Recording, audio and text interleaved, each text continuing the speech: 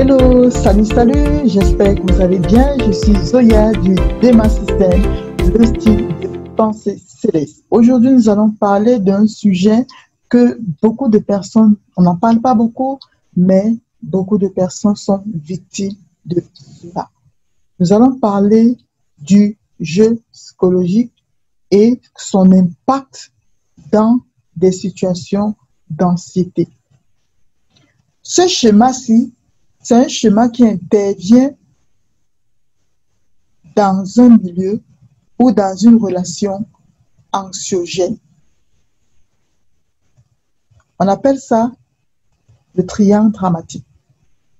Beaucoup de personnes ont en eux ce triangle.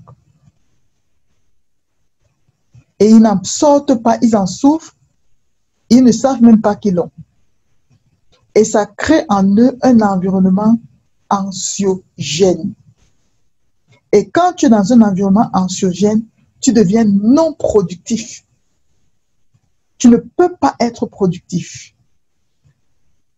Un environnement anxiogène ne permet pas la libération de tout le potentiel que tu as dans ton cerveau.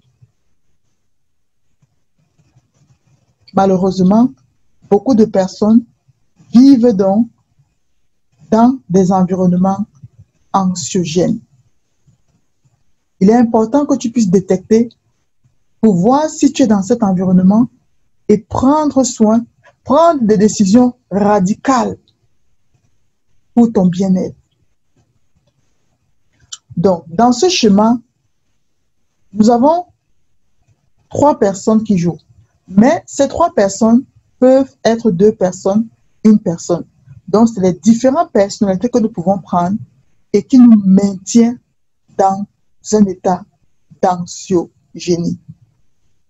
Nous avons le premier personnage appelé, désolé si je chante, P, le persécuteur. Ça peut être un environnement, ça peut être un pays, ça peut être, je ne sais pas, comme là par exemple, nous sommes dans le corona qui prend le rôle de ce persécuteur. Ça peut être une personne qui joue ce rôle de persécuteur. Quelqu'un qui est toujours là pour te lancer des pics. Quelqu'un qui est toujours là pour te rabaisser. Quelqu'un qui est toujours là pour trouver toujours des choses. Ça, c'est le persécuteur. Et il y a le deuxième acteur.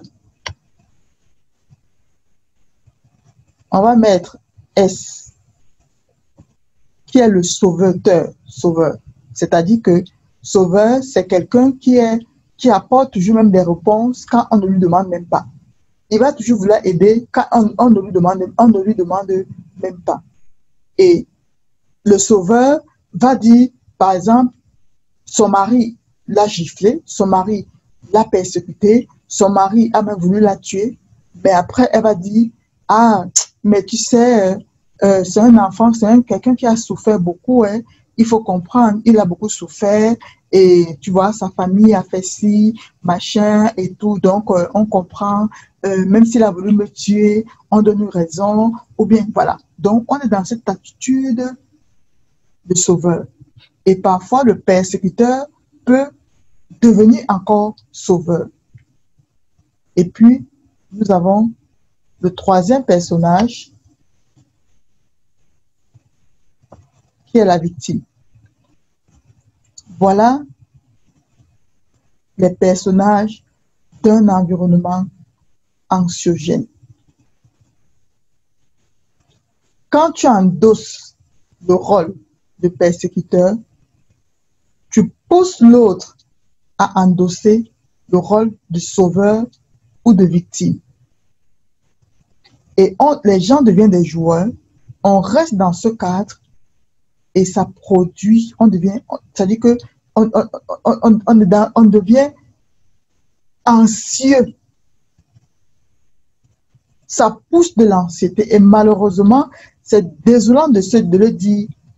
Parfois, l'Église entretient ce genre d'environnement anxiogène. C'est comme si d'un côté, il y a la parole qui va être anxiolytique et puis il y a le système qui va être anxiogène. Et souvent, sans le savoir, les gens vivent dans cet environnement. Jusqu'au jour où il y a ce qu'on appelle un coup de théâtre. Le persécuteur, c'est celui qui a souvent le pouvoir. À cause du pouvoir qu'il a, il mate les autres, il met ses lois. Bref, il a une attitude de persécuteur. Il est dans les lois, il est dans les trucs et tout. Et il pousse donc l'autre à devenir victime. La victime ici, c'est quelqu'un qui est là, il souffre. Regardez ce qu'on me fait. Voilà, je suis maltraité. Regardez comment il me parle. Voilà, voilà, voilà et tout. Et souvent, le persécuteur, quand il va sentir que la victime soit commence à suffoquer, ou peut-être la victime va sortir, ou la victime va se dire, j'en ai marre d'être persécuté, ainsi, il redevient sauveteur. Il redevient sauveur. Donc, quand il est sauveur, il va essayer de faire du bien, il va essayer d'être gentil, il va essayer de, voilà, c'est un semblant de gentillesse, voilà, comme si, voilà, et tout. Pourquoi? Parce qu'en fait, sa victime peut s'échapper. Et dès que la victime est un peu comme dans la prison, ou bien, soit, en tout cas, parfois, quand il voit que la victime, il peut quitter son rôle, il devient sauveur. Ou bien encore, c'est en fait, il y a un tournant, on tourne là. Donc, le sauveur, il va maintenir sa victime. C'est comme un patron, quand il voit qu'il a déjà, il a déjà trop fait, et qu'il sent que tu peux, par exemple, il peut te perdre, ou bien tu peux, par exemple, je ne sais pas quoi, il te donne peut-être des promotions. Il va te faire une promotion au travail. Peut-être ton mari va t'amener manger, il va faire des choses, et il te maintient dans le rôle. Il te maintient dans ce triangle. Parce que tu es dans la victime, ou bien à un moment, qu'est-ce qui se passe? Tu quittes de la victime et tu deviens persécuteur. Et quand tu deviens persécuteur, tu commences à dire, non, à partir d'aujourd'hui, je ne fais plus ça, je ne fais plus ceci. Non, tu n'as pas grandi, tu n'es pas sorti de la prison. Tu as seulement changé de chambre de prison. Donc, souvent, la victime en a marre d'être pris pour un je ne sais pas quoi et tout, et elle devient persécuteur. Et quand elle devient persécuteur, donc, celui qui était persécuteur va maintenant devenir peut-être comme la victime. C'est-à-dire qu'il va par exemple dire, oui, regarde maintenant jusqu'à ce que je fais, me voici qui souffre, voilà, voilà, voilà. Et quand il fait ça, l'autre devient maintenant sauveur. Pour encore avoir compassion que bon, voilà, on comprend, machin et tout. Et quand l'autre devient sauveur, il redevient encore persécuteur. Et on tourne dans le jeu comme ça là. On tourne. Et ce sont des événements anxiogènes. C'est un jeu qui crée de l'anxiété. Parce que celui qui est persécuteur, il est là, c'est son rôle. C'est comme ça qu'il est. Donc, quand il sait que tu es revenu dans le cercle, là, il te renvoie encore des pics. Quelqu'un il est sauveur, par exemple. Mais quand il est sauveur et qu'il comprend que la victime devient peut-être rebelle, ou la victime n'accepte plus certaines choses, il redevient encore persécuteur. Donc, on change ce genre de rôle comme ça.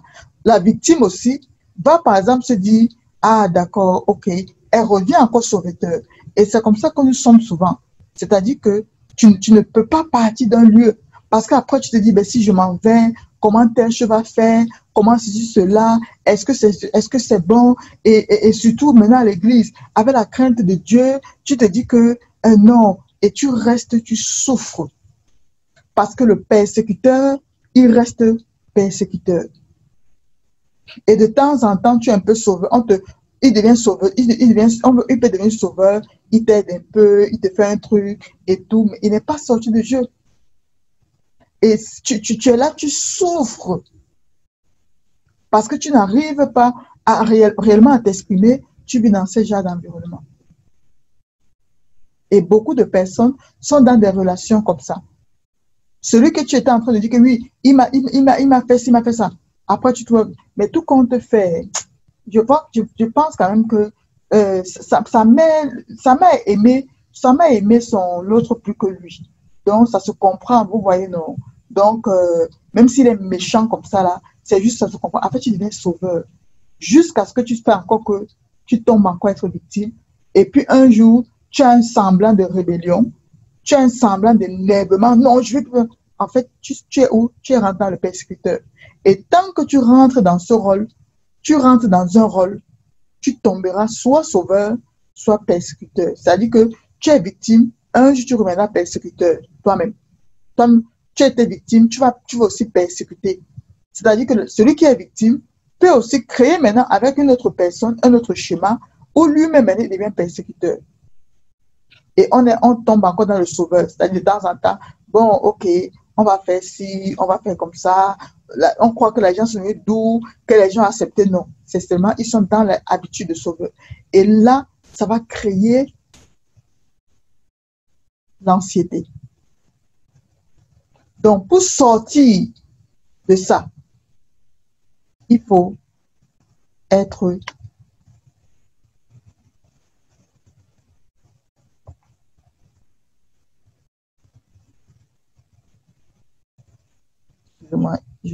voilà, il faut être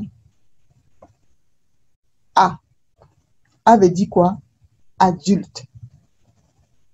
Il faut être adulte. Ça veut dire quoi? Ça veut dire que devant le persécuteur, ne deviens pas victime, ne deviens pas sauveur. Quand le persécuteur est en train d'agir dans la persécution, ne deviens plus victime en disant, ouais, regarde comment, regardez, hein, je souffre ici. Non. L'adulte, c'est la raison. Est-ce que ce que le persécuteur est en train de te reprocher, est-ce que c'est valable ou pas valable? Si c'est valable, tu peux demander pardon. Mais si ce n'est pas valable,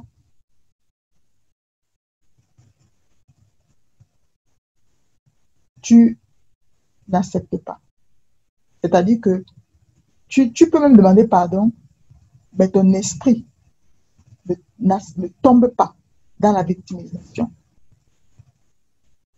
Il faut être responsable dans ses actes. Et c'est pour ça que l'adulte n'est pas dans le cadre. Tu te mets à côté. Tu ne rentres pas dans le jeu. Tu te mets à côté. Et pour que cela est possible, quand tu te rends compte de ça, il faut que tu fasses la distanciation. Quand la personne agit en victime, tu analyses, est-ce que l'aide que je dois apporter est utile? C'est-à-dire que tu te comportes maintenant dans le raisonnable et non plus dans l'affect. Quand on agit en sauveur, par exemple, on peut agir en sauveur, l'adulte va réfléchir, est-ce que ce cadeau, par exemple, est utile pour moi? Pouvoir dire, par exemple, non. Et quand la victime, par exemple, devient adulte et que le sauveur, il va prendre le rôle du sauveur, qu'est-ce qui se passe? Il va devenir persécuteur. Et si l'adulte n'est pas bien solide, il quitte son rôle et il tombe dans la victime. Donc, pour ça, il faut parfois se distancier pour construire son état adulte. L'adulte, c'est quelqu'un de raison. Par exemple, si tu te mets en colère, tu te fâches, tu fais ça, tu tombes dans la victimisation. Mais il faut regarder, est-ce que ce que je suis en train de faire, c'est conforme avec la parole de Dieu? J'ai la paix, je fais quelque chose. Je n'ai pas la paix, je ne fais pas quelque chose. Parce que quand quelqu'un est dans la victimisation, il accepte, même s'il va souffrir et tout. Donc, il faut sortir du jeu et on sort du jeu par le comportement adulte. C'est-à-dire agir dans la raisonnabilité. Est-ce que ce que je dois faire est logique? Je ne joue pas dans les sentiments. Je ne cuisine pas parce que je suis sauveur ou victime. Je cuisine parce que je suis là, je suis une épouse, je dois cuisiner pour mon mari. Voilà, la parole de Dieu me dit de faire telle chose, de faire comme ça. Donc, tu ne joues plus dans les sentiments, mais tu joues dans la vérité et la raison. Mais pour que ton adulte soit construit, il faut qu'il y ait distanciation. Tu ne dois plus t'impliquer émotionnellement. Et pour ça, il faut regarder quelles sont les choses. Il y a des choses qui dépendent de toi et des choses qui ne dépendent pas de toi. Quand ça dépend de toi, tu mets la distanciation. Mais si ça ne dépend pas de toi, tu ne t'impliques pas émotionnellement dans les choses. On va peut-être croire à un début que tu es devenu rigide, que tu es devenu un genre, je ne sais pas, ou quoi. Mais tu dois te construire parce que ce sera aussi bien pour toi. En devenant quelqu'un de logique et de raisonnable. De ne pas tomber dans les pleurs parce que quand quelqu'un est dans le jeu, on va venir un peu, on va te mettre dans la victime. Oui, regarde cela, hein, j'ai fait ça. Pour créer en toi la compassion pour que tu deviennes sauveur. Ça, c'est le but. Non, tu sors du jeu et tu te comportes comme un adulte. Devant un comportement de quelqu'un, tu te dis, comment un adulte, j'aurais réagi à ça? Si quelqu'un, par exemple, un adulte, voilà, va me faire des courses. Ben, oui, je peux aller faire des courses, je peux faire, voilà, je ne regarde pas que, oui, il m'a fait ci hier, il m'a fait ci, cela, et tout. Non, je refuse. Non, c'est logique. Peut-être la fin, mais je vais aller faire des courses, je vais lui donner et tout. Au fur et à mesure, c'est comme ça que toi-même, tu vas sortir de ce jeu. Tu vas sortir de cet environnement anxiogène. Et maintenant, tu dois créer les chemins vers des zones anxiolytiques. La Bible dit quoi? Il me conduit vers des verts pâturages. Tu dois être dans les verts pâturages. Et quand quand les gens ne peuvent pas changer, qui sont comme ça, tu agis comme un adulte, mais tu te distances aussi. Ça veut dire que si c'est des gens avec qui tu es, tu dois réduire le nombre de moments où vous passez ensemble. Le temps de vraiment te construire, parce que sinon, tu vas retomber dans le cercle. Donc, il faut te distancer de ça pour pouvoir devenir adulte et ne pas rentrer dans ce cercle-là qui va favoriser l'anxiogénie. Tu seras une personne, tu es dans un lieu anxiogène et tu vas devenir non fructueuse. Tu ne vas pas être fructueuse. Parfois, on regarde nos églises, on dit, on n'arrive pas à débloquer des choses. Pourquoi? Parce que malheureusement, souvent l'environnement est anxiogène. Donc, tu iras en enfer. Tu iras, parce qu'on est persécuteur. Non, tu iras en enfer. Si tu ne veux pas ça, Dieu va faire ci, machin et tout. Et des gens sont comme des victimes. Après, on les pousse à être sauveurs. Il fait l'œuvre de Dieu, pas parce qu'il aime Dieu, mais parce qu'il est dans son attitude de sauveur. Donc, c'est important que maintenant, dans ce que tu es en train de faire, tu dois te poser la question importante, c'est de se demander, je le fais en tant que persécuteur. Par exemple, tu t'énerves, tu dis, non, non, j'arrête un contrat. Tu as arrêté le contrat en tant que persécuteur, ou tu as arrêté le contrat en tant que sauveur, ou tu as arrêté le contrat en tant que victime. Tu arrêtes le contrat, il me fait trop, oui, à partir de aujourd'hui, je ne vais plus au travail. Je ne vais plus au travail. Parce que parfois, quand la personne dit, non, peut-être aujourd'hui, je ne vais plus au travail, je ne vais plus ça. Elle attend une réaction de sauveur. Et parfois, quand on attend la réaction de sauveur et qu'on ne l'a pas, on redevient persécuteur. Donc, quelqu'un m'a dit, à partir d'aujourd'hui, non, c'est fini le travail ici. C'est fini. Il me fait ci. En fait, tu es dans ton persécuteur. Et le jour où l'autre va devenir sauveteur, tu vas retomber encore, être victime. Et on tourne autour des choses. On tourne. On est là comme ça. On est là, on tourne. On tourne. On est là, voici notre vie. On tourne comme ça. On tourne dans ça. C'est ce que je vais faire. Voilà. On tourne. On tourne. On tourne. On prend des décisions dans le persécuteur. À partir de aujourd'hui, je pars. À partir de aujourd'hui, je ne fais plus ça. À partir de aujourd'hui, non. Et tu es indécis. Parce que quand tu es dans le cercle, tu seras indécis. Parce que dans le cercle, tu vas revêtir un des personnages. Dès que l'autre va revêtir un des personnages, par exemple, où l'autre devient persécuteur, tu seras soit sauveur, soit victime. Si l'autre devient victime, tu vas devenir sauveur. Et c'est comme ça qu'on reste dans le cercle, et on croit par exemple qu'on est en train de servir Dieu, mais en fait, on est dans le sauveur. On est dans le persécuteur ou victime. Et ça nous rend infructueux. Ça nous rend infructueux.